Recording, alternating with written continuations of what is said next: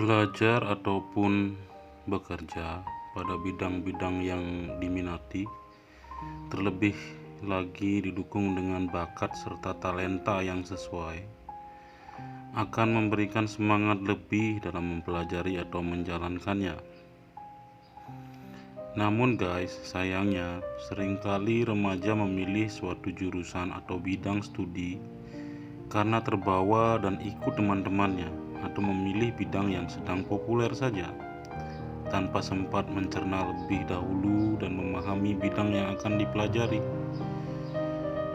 akan menjadi apa setelah selesai belajar hal tersebut.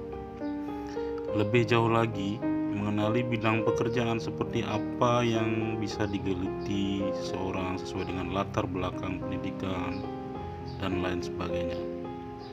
Untuk mengantisipasi hal ini, maka kita harus mengenali bakat, minat, dan hobi yang ada dalam diri. Karena ketiga hal ini saling berhubungan dan bertujuan agar seseorang di kemudian hari bisa belajar dan bekerja di bidang yang diminatinya. Sehingga manusia bisa mengembangkan kapabilitas untuk belajar serta bekerja secara optimal dengan penuh antusias.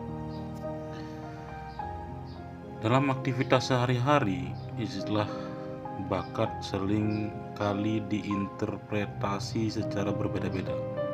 Seperti misalnya untuk menggambarkan kemampuan intelektual yang tinggi, minat yang menonjol, potensi kemampuan yang diperoleh karena diturunkan dari orang tua, dan lain sebagainya. Menurut Given tahun 2007, bakat atau aptitude adalah kemampuan bawaan yang merupakan potensi yang masih perlu dikembangkan atau dilatih untuk mencapai suatu kecakapan, pengetahuan, dan keterampilan khusus. Misalnya kemampuan berbahasa, bermain musik, melukis, dan lain-lain. Bakat tidak bisa dipengaruhi lingkungan, kalaupun ada pengaruh lingkungan akan sangat kecil. Jadi bakat sifatnya potensial dari dalam diri seseorang yang berhubungan dengan prestasi.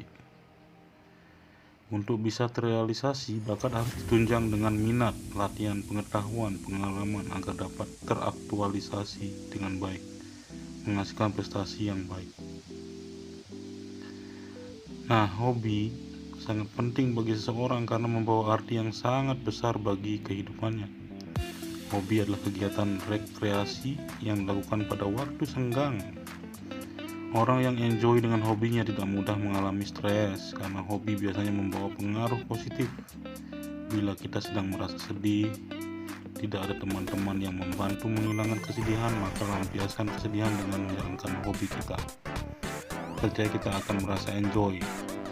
Hobi yang positif juga dapat menambah penghasilan, bro. Misalnya saja hobi masak di waktu senggang, kita mencoba masak kue coba enak, maka tidak ada salahnya kalau kue tersebut dijual ke warung-warung terdekat, kemana saja. Hobi hampir mirip dengan minat, tetapi masih di bawah minat.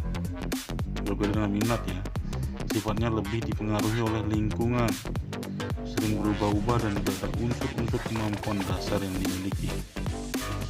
Ada orang yang masa kecilnya punya hobi tertentu, melukis misalnya, tapi setelah besar hobinya sepak bola. Kalau melukis hanya sekedar hobi, jika tidak dikhususkan dan sering dikerjakan atau tidak diseriuskan, maka akan hilang dengan sendirinya karena sudah merasa tidak tertarik lagi atau mulai tertarik pada hal lainnya. Berbeda dengan orang yang berbakat melukis, maka dia akan terus menekuninya.